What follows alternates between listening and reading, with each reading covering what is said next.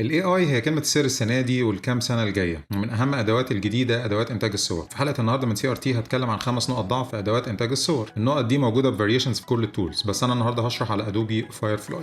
يلا بينا. أول نقطة الريزوليوشن. أنا هنا عندي معلقة، والمعلقة دي عملت جنريشن لمعلقتين كمان. تلاقي المعلقة اللي أنا مصورها اعلى بكتير من ريزوليوشن لو بصينا على الايدج. تاني بعد كده حاجه الكنترول. الراجل ده انا عايز بس رجله تبقى ايه اطول شويه، فهكتب لونجر ليجز زي ما انتم شايفين، هيت اند مس، ما غيرش اللي انا عامله، واذا كان غير هتبقى بالحظ. رقم 3 بعد كده سيء جدا في الجنريشن بتاع الاطراف، يعني الصوابع زي ما انتم شايفين هنا الصوابع ويرد، هنا عامل 6 صوابع. ركز على الايدين في كل الصور هتلاقي الايدين شكلها مش طبيعي. هنا مثلا كنت عايزه جنريت مونستر بعين واحده او كده، فبتلاقي الصور اللي بتطلع للكريتشرز او المونسترز عامه مش مظبوطه. اخر نقطه بقى عايز اتكلم عليها هي لو انت عايز تعمل فيكتور جرافيك للوجو او لشركه او لكده، برضه هتطلع يعني تحس انها حاجات مش مقصوده.